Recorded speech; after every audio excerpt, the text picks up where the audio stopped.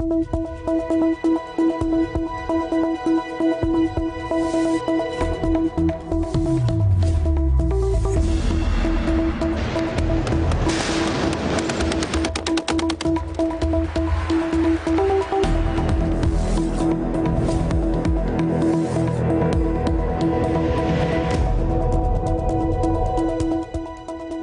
que tiene que quedar claro es que no es por ninguna alerta sanitaria en nuestro país, que estamos en una situación de respuesta muy buena, que solo hay 2 casos que tienen una evolución muy positiva, pero bueno, podemos entender que por otras razones hayan decidido esa cancelación, pero desde luego no por razones sanitarias en nuestro país. Buenas noches. España, zona cero del contagio del coronavirus. Nuestro país no supone ningún riesgo, pero el miedo se ha extendido mucho más rápido que el brote, obligando a cancelar el Congreso Mundial del Móvil en Barcelona. Una feria referente internacional que se ha visto obligada a anular su cita en la ciudad condal tras las bajas de más de una veintena de empresas. Empresas tan importantes que dicen no querer poner en riesgo a sus trabajadores, pero que luego muchas, como es el caso de Sony o de Intel, sí acuden a un evento muy similar que se está celebrando en Ámsterdam. El Salón del Motor de Ginebra, la Semana de la Moda en París y el evento internacional del arte Arco mantienen su calendario y de momento el coronavirus no pone en riesgo su celebración. Parece que no tiene mucho sentido que esas grandes tecnológicas no quieran participar en el Mobile y sí en otros eventos de características parecidas. ¿Qué hay detrás de todo esto? ¿Qué intereses espurios pueden esconderse? ¿Por qué este veto a Barcelona? Interrogantes que solo nos asombran y para los que únicamente esas empresas tienen la respuesta.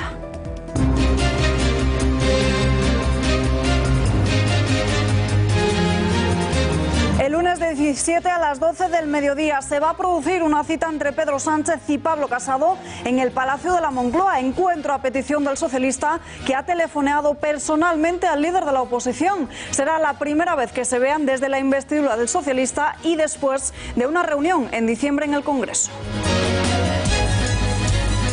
Todo en marcha en el Gobierno para la derogación de la reforma laboral, pero llegan las primeras advertencias exteriores al Ejecutivo. Desde el Fondo Monetario Internacional defienden las modificaciones que llevó a cabo el Partido Popular en el año 2012, afirmando que ayudó al crecimiento del empleo y negando que afectase a la pobreza en España.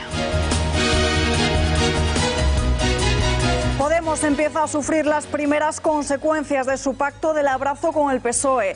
Teresa Rodríguez renuncia a presentarse como líder de la formación morada en Andalucía. Va a mantener su acta de diputada regional, pero aspira a crear un nuevo partido. Rompe con Podemos acusando a los de Pablo Iglesias de haber creado una formación política muy masculina.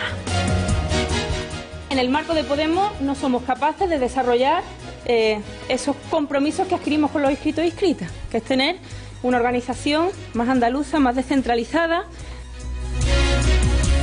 Estrasburgo avala las devoluciones en caliente. El Tribunal Europeo de Derechos Humanos ha fallado a favor de que las expulsiones de 2 inmigrantes que fueron devueltos inmediatamente a Marruecos tras saltar la valla fronteriza de Melilla en agosto del año 2004. Se resalta que pusieron una situación de ilegalidad al entrar por lugares no autorizados.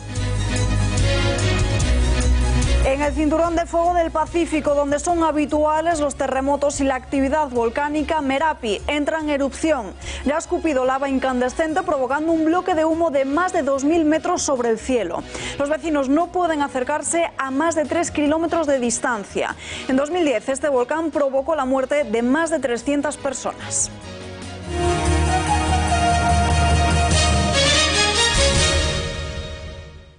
Queremos transmitir al resto de la sociedad española que salimos de China siendo personas sanas, que como nos dijo el general director del hospital al primer minuto de nuestra llegada, se nos iba a tratar como personas sanas, que así ha sido, y que tras numerosos controles médicos para certificar nuestra salud salimos del hospital y con diploma incluido, que nos lo dieron anoche, que lo acredita y a vuestra disposición siendo personas sanas, así que nos podéis dar abrazos, dar besos sin ningún peligro. Vuelven a casa. Los 19 españoles repatriados de Wuhan ya han salido del hospital en el que han estado haciendo cuarentena. Según el personal sanitario, salen sanos, de la misma forma que llegaron el pasado 31 de enero. Han pasado la cuarentena preventiva al proceder de la ciudad en la que surgió el brote de coronavirus. Este jueves han recibido el alta en el Hospital Central de la Defensa Gómez Ulla. Llegaron a España, a Torrejón de Ardoz, después de haber hecho escala en un avión fletado en Reino Unido. Durante su estancia en el hospital, a diario se les tomaba temperatura 3 veces al día, se les preguntaba cómo estaban y el personal sanitario estaba vigilante por si tenían cualquier síntoma. En todo este tiempo, las pruebas han dado negativo. Los síntomas de la gripe son muy similares a los del coronavirus y por eso se han evaluado tantos casos que luego han terminado descartándose. De ellos, 38 se han analizado en España y solo 2 han dado positivo y están en aislamiento. España sigue siendo una zona de bajo riesgo para el contagio y no es necesario cambiar el protocolo que se ha activado. Así lo han expresado desde el Ministerio de Sanidad y el Departamento de Salud. No se ha producido ninguna transmisión de este virus. Se han identificado 2 casos positivos que se transmitieron, uno en Francia y uno en Alemania. En España no ha habido ninguna transmisión de este virus y por lo tanto en España no tenemos coronavirus. No tenemos coronavirus de este. Hay que entenderlo y yo creo que la población tiene que entender que aquí no hay transmisión y hasta ahora no hay riesgo de infectarse. Y menos de estas personas que ya no es que no lo tengan, sino que se ha comprobado con análisis de laboratorio que no lo tienen.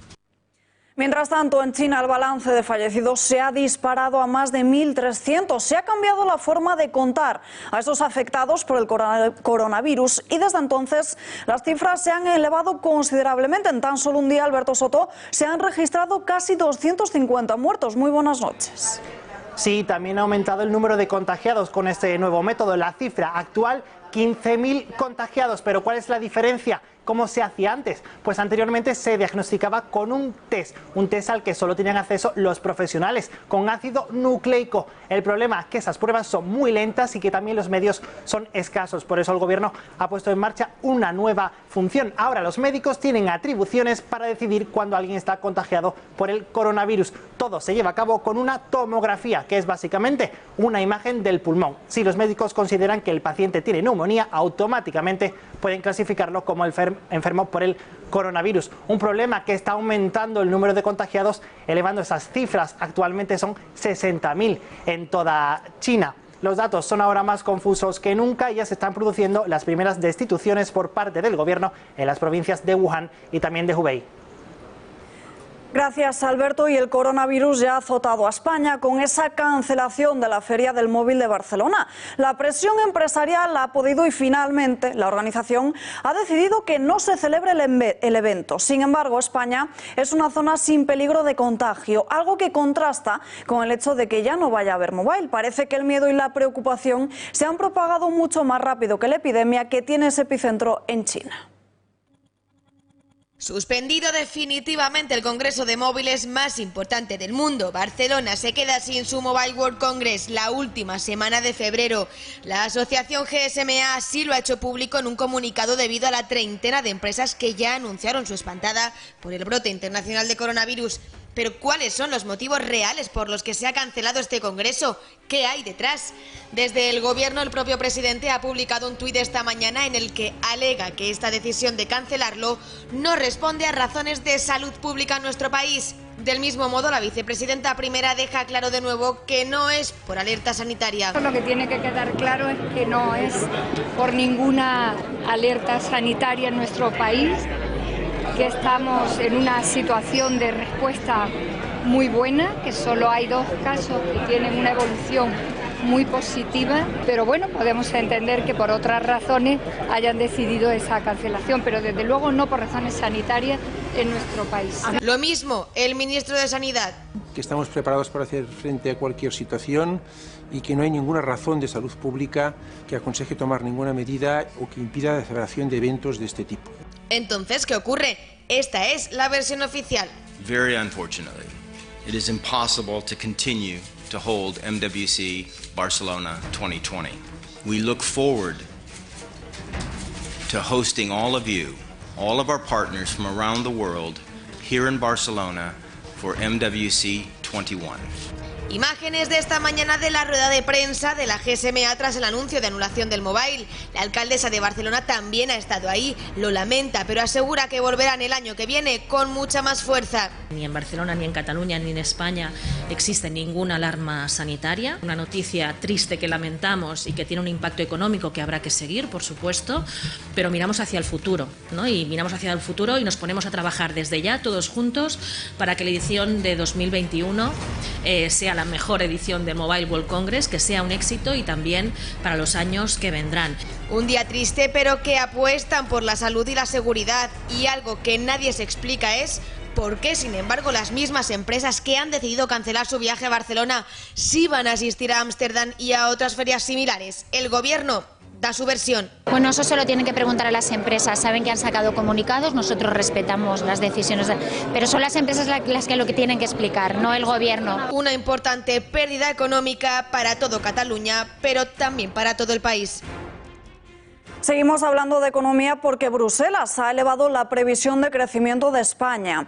En el análisis de previsiones económicas mejoran en 1/10 sus estimaciones, es decir, que ajustan la cifra hasta el 1,6% de crecimiento para este año 2020. La proyección de crecimiento de la economía española para el 2021 se sitúa en el 1,5%. Argumentan que esta revisión al alza se debe a que la desaceleración esperada de la economía de nuestro país en la segunda mitad del año 2019 fue mucho más leve de lo previsto debido a una pequeña recuperación del consumo privado. Bruselas repite las mismas previsiones del gobierno, pero advierte de la volatilidad del crecimiento y de los precios del petróleo. La vicepresidenta económica, Nadia Calviño, ha asegurado hoy que estas estimaciones están en línea con las del Ejecutivo. Esta agenda de política económica está perfectamente alineada con los organismos internacionales. Es más, incluso nuestras previsiones cuantitativas están alineadas con la de los organismos internacionales. Hoy mismo hemos tenido conocimiento de la previsión de invierno de la Comisión Europea, que prevé para nuestro país un crecimiento económico del 1,6% este año y un 1,5% el año próximo, previsiones idénticas, perfectamente alineadas con las del Gobierno español que tuve ocasión de presentar el pasado martes. El Ejecutivo está ahora trabajando para la derogación de la reforma laboral. En teoría tiene los días contados. Sin embargo, llegan las malas noticias desde el Fondo Monetario Internacional. Xavier Orcajo, periodista y director de Pulso Económico. Muy buenas noches. Buenas noches, Alba. La organización ha realizado una férrea defensa de esa reforma laboral que el Partido Popular llevó a cabo en 2012. Bueno, es la segunda vez que pasa en una semana. Primero fue el gobernador del Banco de España, Hernández de Cos, el que dijo, por favor, no se les ocurra quitar la reforma laboral, porque esto tendrá unas funestas consecuencias sobre nuestra capacidad de generar empleo. Y ahora ha sido el Fondo Monetario Internacional quien en un informe pues lo que viene a decir es que la reforma laboral de tiempos de Rajoy ha sido positiva en la generación de empleo, le atribuye aproximadamente un 9% a esas medidas que han permitido incorporarse a gente al mundo del trabajo y sobre todo es muy interesante porque dice que sin la reforma laboral planteada por ese gobierno pues tendríamos un paro juvenil completamente desbordado y que eso ha servido para contenerlo, incluso en algunos sectores pues han conseguido incorporar pues desempleados juveniles al mundo del trabajo. El informe del Fondo Monetario insiste en que el camino es la flexibilidad y que todo lo que sea favorecer las relaciones laborales con mayor flexibilidad redundará en una capacidad de empleo un poco más extendida, algo muy elemental, pero claro, este gobierno siempre está en lo de la ceguera ideológica, tanto da si es el salario mínimo interprofesional o la tasa Google, y como el pacto de gobierno entre Unidas Podemos y el PSOE, ambos partidos llevaban en su ideario cuando se presentaron a elecciones el tumbar la reforma laboral de Rajoy, pues seguramente van a intentarlo con el apoyo sindical porque UGT y comisiones obreras están claramente a favor de echar abajo la reforma laboral. Gracias, Xavier. Muy buenas noches. Y el Congreso retoma el Pacto de Toledo con Magdalena Valerio al frente.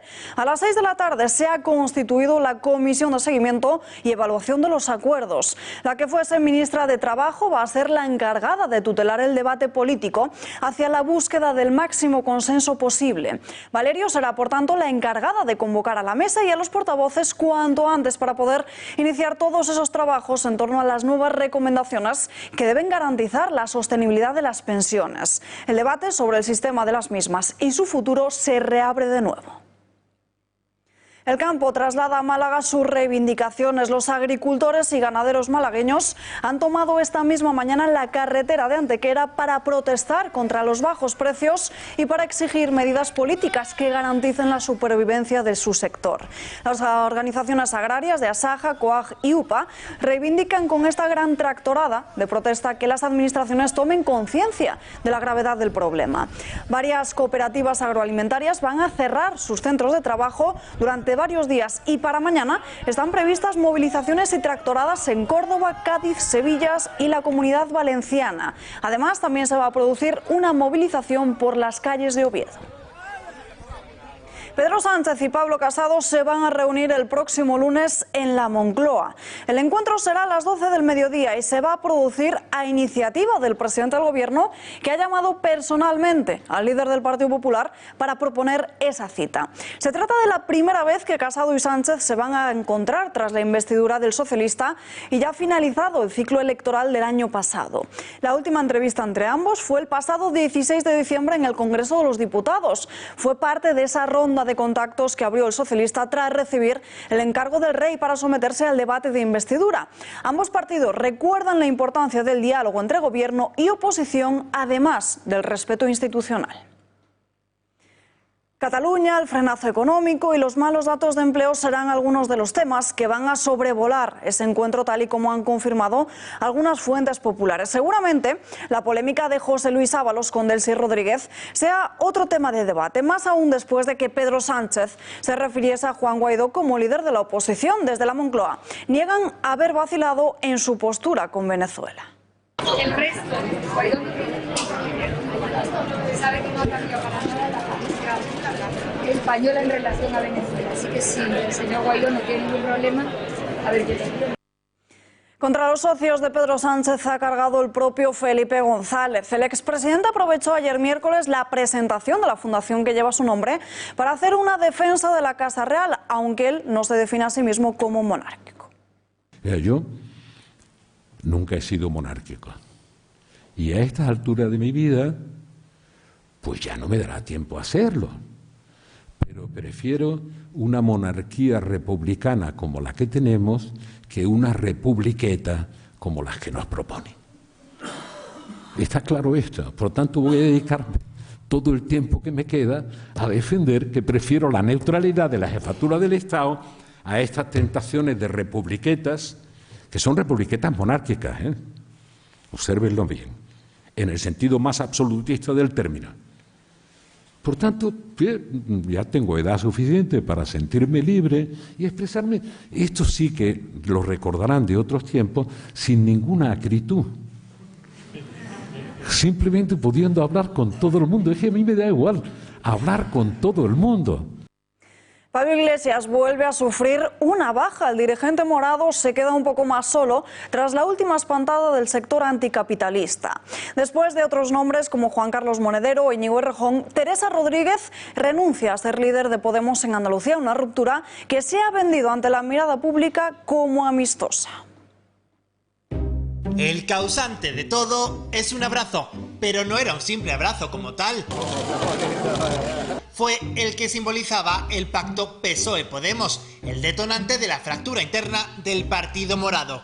La decisión de Teresa Rodríguez de no renovar como líder en Andalucía y desvincularse de los de Iglesias no ha sido improvisada. No presentarnos a la tercera Asamblea Ciudadana de Podemos Andalucía. La razón, Podemos les limita. En el marco de Podemos no somos capaces de desarrollar esos compromisos que adquirimos con los inscritos e inscritas. Y no están de acuerdo con la estrategia del gobierno de coalición. Era necesario que Podemos fuera una fuerza política independiente del PSOE.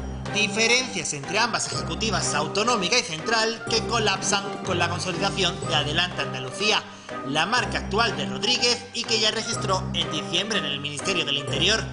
En septiembre ya dejaba su futuro en el aire. Si se repiten las elecciones, pues habría que verlo, pero en cualquier caso sería siempre con un acuerdo. La líder morada de Andalucía, de la vertiente anticapitalista, quiere volcarse en su sujeto político propio, un partido nacionalista de izquierdas, una decisión, dicen pactada, que comunicaban en redes sociales junto a Iglesias. Eso no significa que no tengamos que seguirnos encontrando. Se reunían este martes en Madrid y aprovechaban para escenificar ese divorcio civilizado, amistoso, eso decían, pero atención a las palabras con las que la andaluza describía al Partido Morado. Muy madrileña, muy universitaria, también muy masculina, también muy clase media. De momento, los 11 parlamentarios andaluces conservarán su acta de diputados. Lo que cambia, quizás no la volvamos a ver junto a Iglesias aplaudiendo, ni entonando el himno andaluz. Porque ahora Teresa Rodríguez votará a su nueva lista. Alguien tiene que coger la bandera andaluza, ¿no?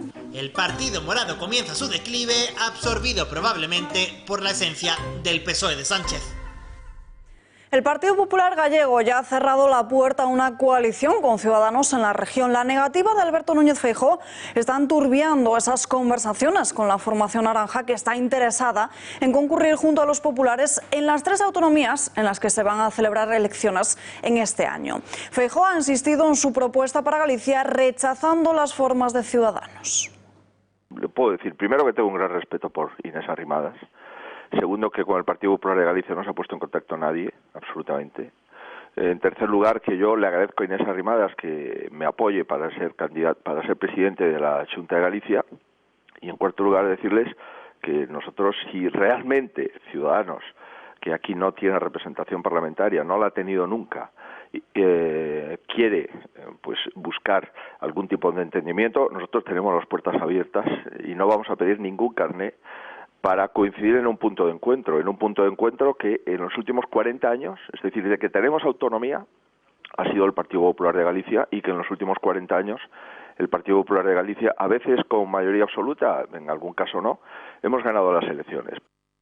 La vicealcaldesa de Madrid, Begoña Villacís, ha sido preguntada por estas declaraciones del presidente de la Xunta y ha respondido que los equipos negociadores nacionales de los 2 partidos ya han hablado.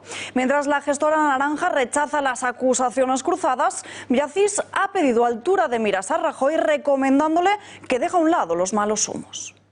A mí, vamos, la sensación que he tenido es que los que tienen que hablar primero son ellos, porque el España Suma es algo que nos venían proponiendo constantemente. Y yo creo que de verdad que la soberbia en estos momentos es muy mala consejera, que se lo digan a Susana Díaz, con sus escaños y me acuerdo en aquellos tiempos, en las elecciones andaluzas, que básicamente le decía a todo el mundo: ¿quién me va a apoyar? ¿Quién me va a apoyar? Pues al final no hubo nadie que le apoyase. La soberbia es mala consejera y eso debería entenderlo el señor Feijóo. Así que yo lo que le recomendaría es que hablasen entre ellos, porque nosotros sí nos estamos reuniendo con el Partido Popular. Nos hemos reunido ya 2 veces en el Congreso. Lo que no sabemos en el Partido Popular es que tenemos que hablar con todo el mundo, porque nadie representa a nadie. Más asuntos. Jordi Cuixart ya ha cumplido una 4ª parte de su condena y hoy ha salido de la prisión de Lledoners para comenzar en sus tareas de voluntariado, que va a poder realizar durante 5 días a la semana. Patricia Tenorio, los 9 golpistas encarcelados se van a beneficiar de un régimen de semilibertad. Buenas noches, Alba. Sí, un régimen que el presidente de Òmnium Cultural, Jordi Cuixart, ya ha empezado a disfrutar. Ha salido esta mañana a las 8:15 de la prisión barcelonesa de Lledoners.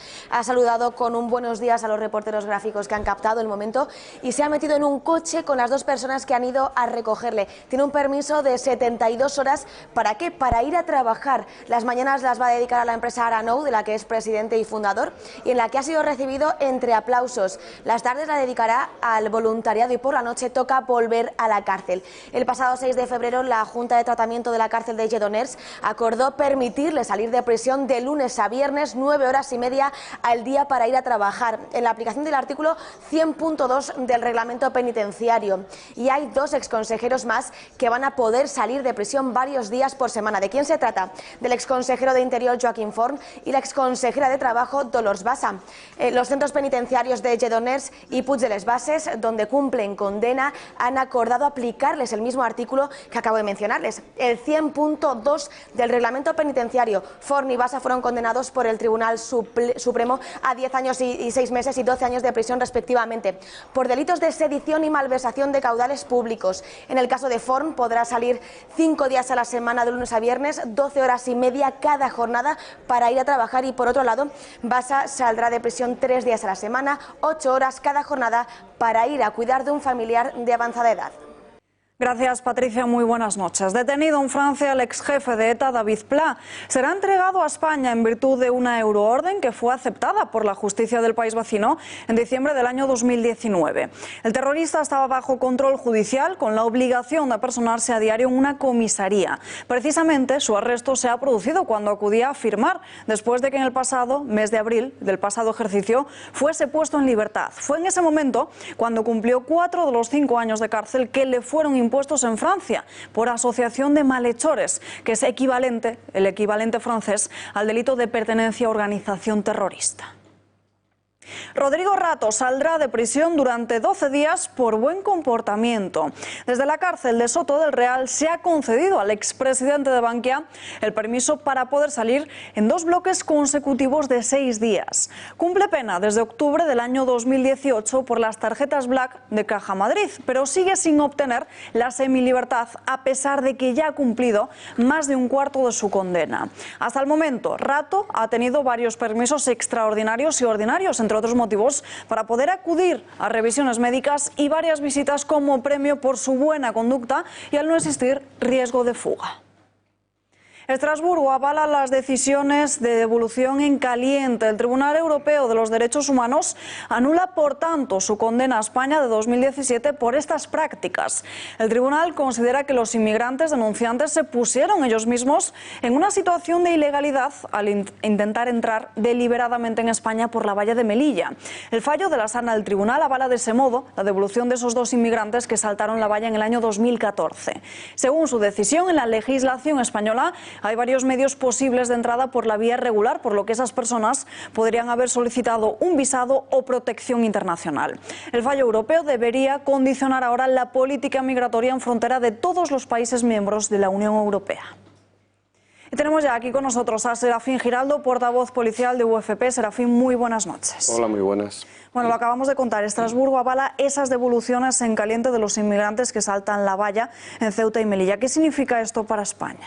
Pues significa nuevamente que la Ley Orgánica de Protección y Seguridad Ciudadana no es tan mala como dicen que es. En la disposición final de la Ley Orgánica de Protección y Seguridad Ciudadana establece estas conocidas como devoluciones en caliente.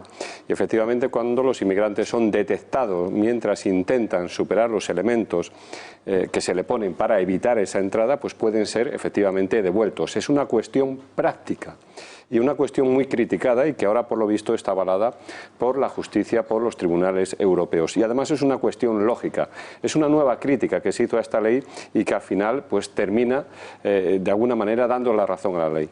Igualmente los agentes que se encuentran en esta zona fronteriza siguen con falta de medios. Efectivamente, es que allí el problema principal no son las leyes, el problema principal es la falta de medios. Es una sinrazón lo que allí está ocurriendo y además lo digo en primera persona porque estuve allí. Eso es tercermundista. No existe frontera ni en Ceuta ni en Melilla y no hay policías suficientes y los medios que se han puesto han sido muy costosos, como la frontera inteligente que se vendió a bombo y platillo y resulta que no vale para nada, para recoger polvo. En definitiva, lo que faltan allí son medios. Las leyes están bien hechas. Bueno, ayer fue el tema del día, esa polémica de reunión entre Delcy Rodríguez y José Luis Ábalos. Y también se habló mucho de ello en el Congreso de los Diputados, pero ¿en qué quedamos? ¿Entró o no entró en España? Desde luego que sí, que yo sepa, el aeropuerto de Madrid, el aeropuerto de Barajas es territorio español y que yo sepa, y lo voy a decir así para que se entienda, desde que un avión cruza desde Cádiz hasta Madrid, se supone que tuvo que pasar por allí, cruzó por territorio español. El problema principal es que se está manipulando, ya lo dije una vez y lo vuelvo a repetir. Se está manipulando porque se trataba de un vuelo oficial, no de un vuelo comercial. Y los vuelos oficiales entre Estados, cuando van autoridades entre Estados, se comunican. Es decir, en este vuelo fue comunicado a las autoridades españolas y las autoridades españolas tuvieron que recibir o recepcionar a las personas que venían en ese vuelo y con una comunicación previa. Las autoridades españolas sabían que se producía ese vuelo, sabían que venía en tránsito y sabían dónde iba a aterrizar y sabían las personas que venían dentro y lo permitieron. Incumplieron un acuerdo de derecho internacional, incumplieron el acuerdo Schengen.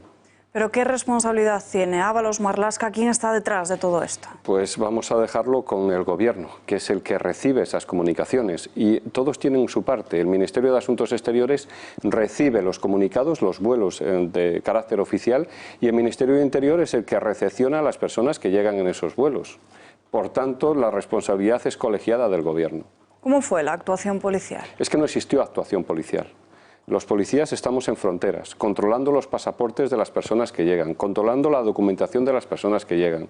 Y esa persona no pasó por el control de pasaportes. Ninguno de mis compañeros vio el pasaporte de esa persona que venía y tenía una prohibición de entrada, porque de haberlo visto, ese señor, ese policía, tenía que haberla... El ministro dijo que no, yo digo que sí. Tenía que haberla detenido y tenía que haberla devuelto a su país porque tiene una prohibición de entrada. Una prohibición de entrada en Schengen que se saltó, vuelvo a repetir, se saltó porque el Gobierno lo permitió. ¿Cree que habrá sanciones desde Bruselas? Hombre, de momento lo que hay es una reprimenda y países están dando una reprimenda y además lo veo lógico porque España firmó un acuerdo de Schengen, un acuerdo de colaboración con todos los países y establecieron que el cruce de fronteras existía ese acuerdo común para impedir la entrada en Europa de determinadas personas que tienen prohibición de entrada y España se ha saltado ese acuerdo y hay que reconocerlo y cuando las cosas se hacen mal, se hacen mal. Cambiamos ahora de asunto y hablamos de la ocupación en Madrid. ¿Ha crecido el número de casos? Aquí traigo los cifras, si me permites leerlos. En Madrid es brutal la cantidad de ocupación. Hay unos 1000 pisos ocupados. En Villaverde hay 400, Villavallecas 160, Puente Vallecas 100, Carabanchel 100. Es decir, hay determinadas zonas, hay determinados barrios en la zona sur de Madrid donde hay un verdadero problema social. Las autoridades están haciendo caso omiso. Es un problema grave, un problema social grave la ocupación.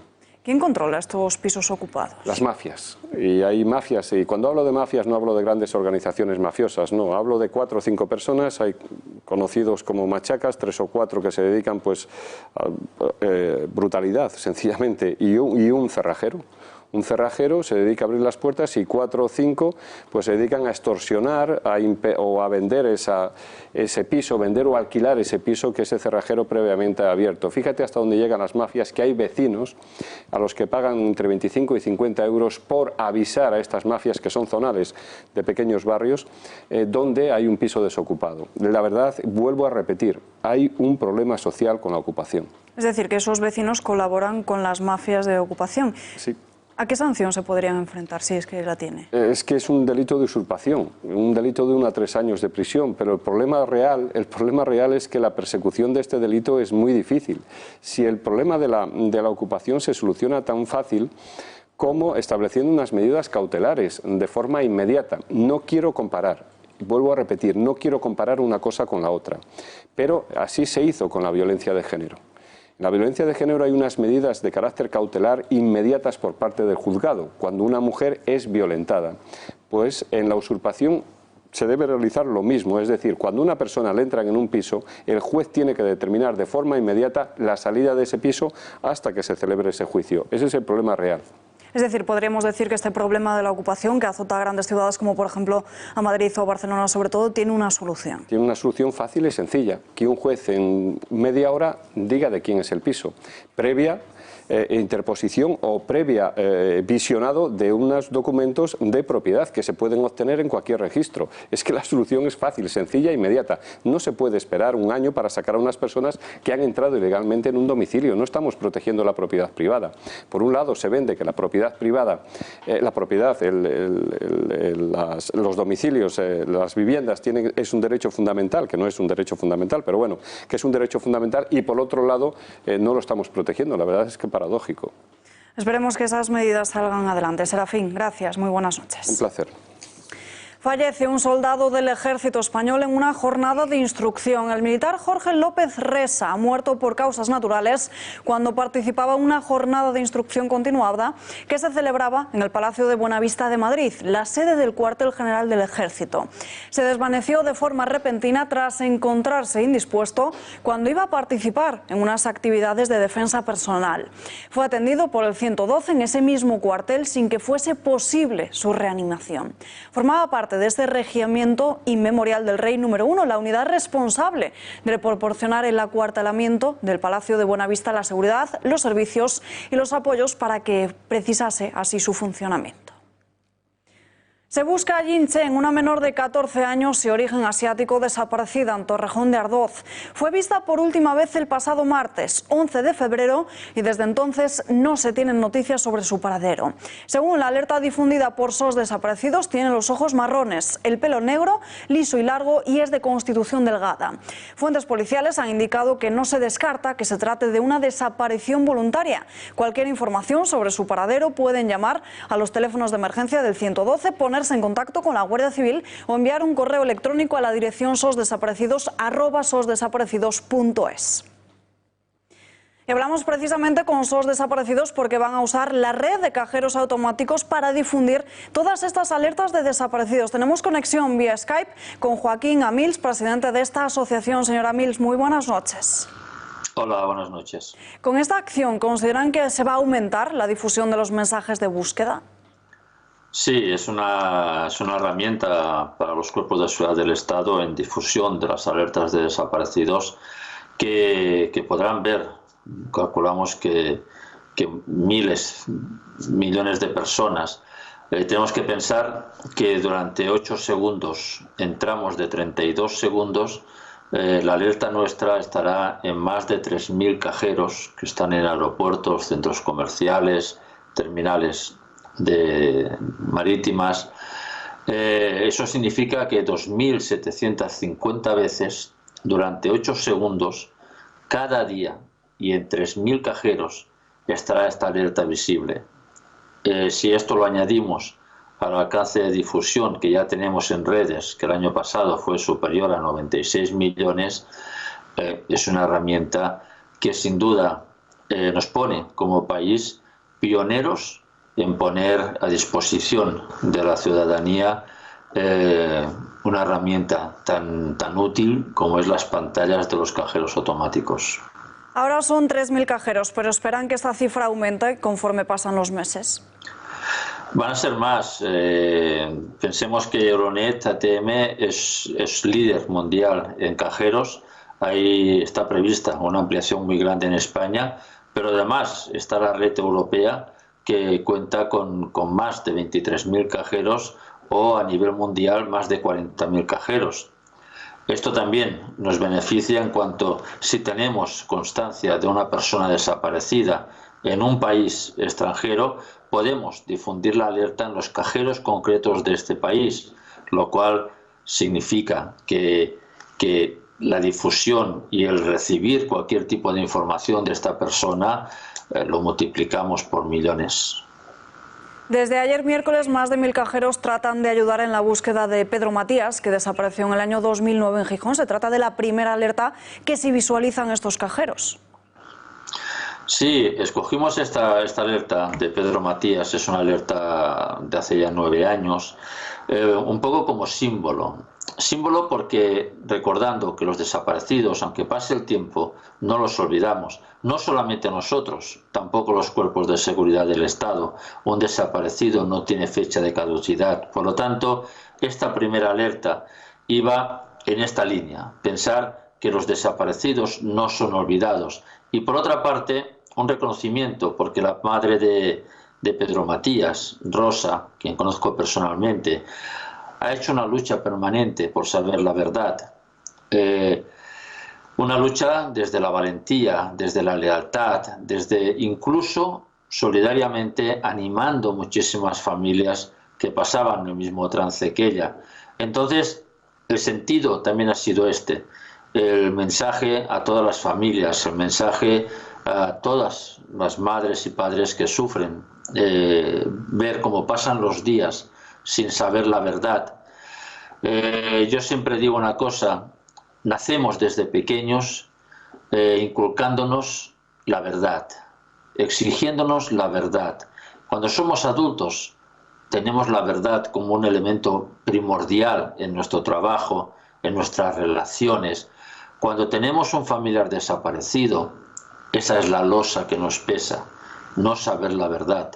Entonces, hemos querido que esta primera alerta cumpliera todo esto y fuera un efecto solidario, y además porque sabemos que con el tiempo personas que en su momento quizás callaron por miedo, quizás callaron para no meterse en líos, quizás callaron coaccionados por cualquier tema, bueno, que hayan pasado 7, 8, 9, 10 años, vean esta imagen, vean que el dolor persiste, vean que la lucha sigue y se animen a dar cualquier pista a la policía o a nuestros teléfonos, bien sea de forma anónima, que nos ayude a encontrar la verdad esta que puede mitigar el dolor de la familia.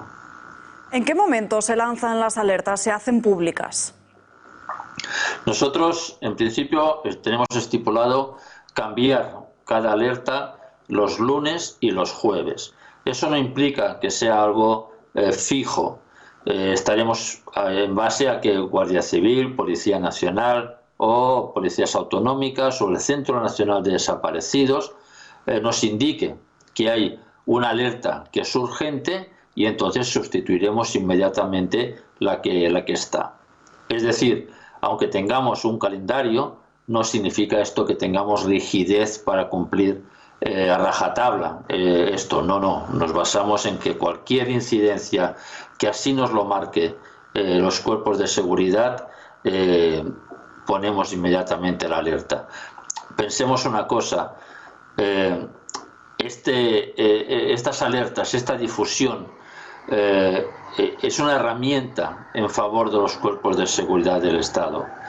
En cuestión de pocos años, de 5 o 6 años, hemos pasado de una situación que apenas teníamos nada a una situación que hoy en día es envidiable para muchísimos países.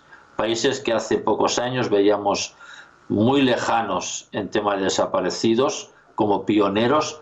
Hoy en día tenemos un protocolo, tenemos una policía excelente, comprometida, ilusionada, humana en tema de desaparecidos, y somos la envidia de países y de muchos policías en cuanto al funcionamiento nuestro. Y se lo digo porque estamos en proyectos europeos, uno de ellos es Proyecto Lost, y allí convivimos con otras asociaciones europeas, con cuerpos de policía, y realmente el avance que hemos tenido en España, hay países que llevan 15 años y todavía no lo han conseguido.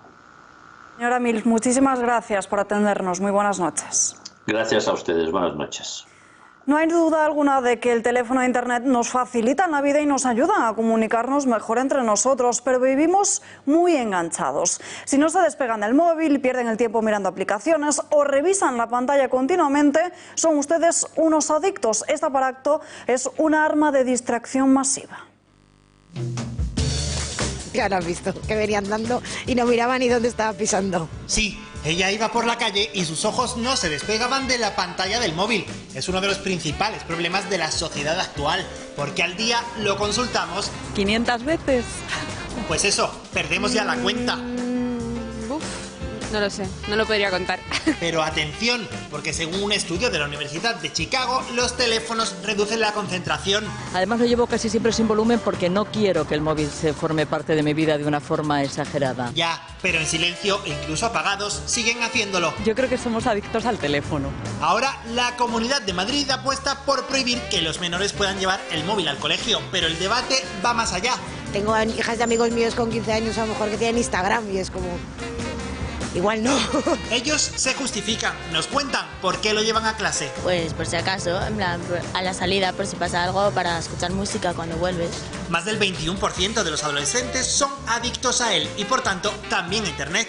Muchos quieren olvidarlo. A mí me gustaría a veces poder desconectar un poco. Pero otros ya lo hacen. Media hora como mucho, a primera hora de la mañana. normalmente. Y le echan las culpas a su generación. Eso de estar todo el día como un zumbado dando que das al dedo, no, para mí pues no está. Por lo menos a mi edad, no. El consejo con el que nos quedamos es este. De levantar la cabeza y no estar todo el rato. Es uno de los consejos que dan hoy día, ¿no? Levanta la cabeza. Pues eso. Una tienda dedicada al cultivo de marihuana ha sido el eje de la operación Ratonera en Granada. Una operación en la que se han detenido a 5 personas que dirigían 3 centros de distribución de marihuana ubicadas en una vivienda, una finca y ese comercio que les mencionábamos antes. Se han incautado 25 kilogramos de cannabis ya cosechado y dispuesto para su venta en grandes bolsas de plástico, cerca de 400 gramos de polen y casi 129.000 euros en metálico. Los agentes han detenido a los presuntos responsables, un total de 4 varones y una mujer de entre 31 y 55 años. En la tienda se han encontrado 7 bolsas llenas de marihuana ya cosechada, la mayoría en simples bolsas de basura y algunas en bolsas con un cierre preparado para hacer el vacío. 16 perros maltratados han sido rescatados de un piso de Málaga. Los ruidos y malos olores que ocasionaban los animales a los vecinos llevaron que a mediados del pasado mes de enero la policía local de una patrulla de la zona se desplazase hasta la vivienda. El propietario se negó entonces a hablar con los agentes, ni siquiera les dejó entrar en el domicilio, pero entregó a un total de 7 perros, asegurando que todavía tenía otros 5. Tras ser recogidos se comprobó el mal estado de los mismos. Presentaban un estado general de dejadez e higiénico sanitario deficiente, encontrándose muy sucios, con mal olor, con tumores, dermatitis, ceguera y heridas cutáneas. 5 de ellos tuvieron que ser sacrificados. Finalmente, los policías fueron a recoger el resto de perros. El hombre está acusado de un delito de maltrato animal, pero no ha sido detenido. Trepaban por las fachadas y rompían las puertas o las ventanas de los patios internos para así no llamar la atención. Era el modus operandi de una banda especializada en el robo de viviendas en Cartagena. La Policía Nacional ha desarticulado este entramado con la detención de los 10 miembros de esta banda, a los que se le vincula su participación en al menos 8 asaltos. Los delincuentes elegían la vivienda que iban a asaltar y posteriormente realizaban una vigilancia para comprobar las posibles vías de acceso y conocer los horarios de los moradores. En el registro, en la vivienda de uno de esos jefes del grupo, los agentes han incautado dinero, joyas, teléfonos móviles y bisutería que les relaciona directamente con los robos. También se han intervenido numerosas herramientas que usaban para poder acceder a las casas. Ajuste de cuentas por deudas derivadas de peleas de gallos. Este sería el motivo del tiroteo que el pasado martes acabó con la vida de un joven de 21 años en Almería. Ocurrió en el barrio de la Pescadería La Chanca, cuando a mediodía se produjo una pelea y uno de los implicados huyó al refugiarse a su domicilio, donde fue abatido a tiros a través de la puerta de la vivienda. Por estos hechos se detuvo a un joven de 22 años como autor de los disparos en plena calle y a otros 2 individuos por un presunto delito de lesiones. Tras barajar diversas hipótesis, el móvil que habría propiciado esa reyerta y posterior asesinato serían unas deudas económicas de trapicheos de drogas y unas supuestas peleas ilegales de gallo que llevó a los implicados y detenidos a estos ajustes de cuentas. Además de cometerlas y suponer un peligro, exponer las infracciones a la carretera significa ser identificado y sancionado. Es lo que le ha pasado a un grupo de moteros que se grabaron cometiendo acciones temerarias durante casi 5 minutos. No se llega a ver, pero la velocidad es claramente elevada. Circulan por el carril contrario, sin necesidad de hacerlo, y hasta adelantan a un vehículo en una zona con línea continua.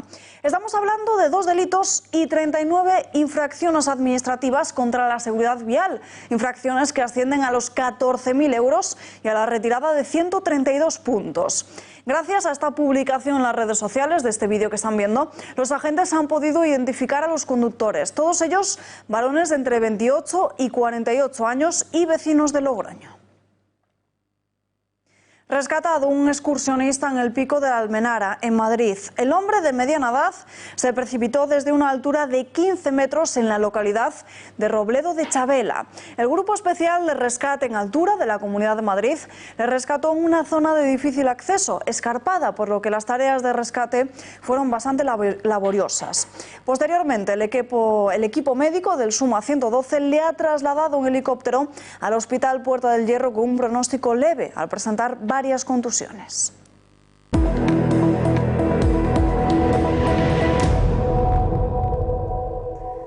Inesperada dimisión del ministro de Economía en Reino Unido. Este abandono se produce justo cuando Boris Johnson ha reorganizado su equipo de gobierno.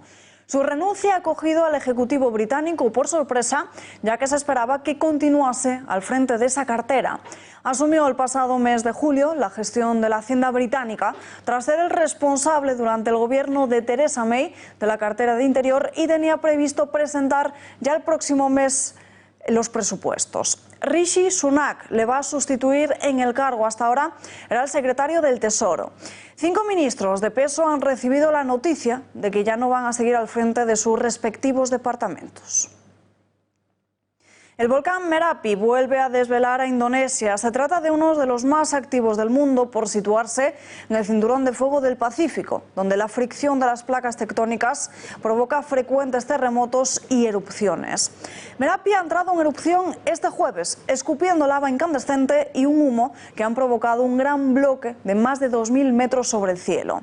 Según el Centro de Prevención de Riesgos Volcánicos y Geológicos, las cenizas volcánicas cayeron en una zona de 10 kilómetros cuadrados alrededor del volcán. Los vecinos han recibido la alerta de no acercarse a más de 3 kilómetros del cráter, muy cerca de la capital, en Yakarta. En 2010, el monte Merapi sufrió una importante erupción que provocó la muerte de más de 300 personas y obligó a evacuar a más de 300.000 habitantes. Tras el paso de Kiara, el norte atlántico va a seguir revuelto con una nueva ciclogénesis explosiva. Denis se va a dejar sentir principalmente en Reino Unido y Francia, pero se van a notar en el norte de la península durante el fin de semana. En la costa gallega y todo el litoral cantábrico hay avisos por fenómenos costeros con olas de hasta 7 metros de altura.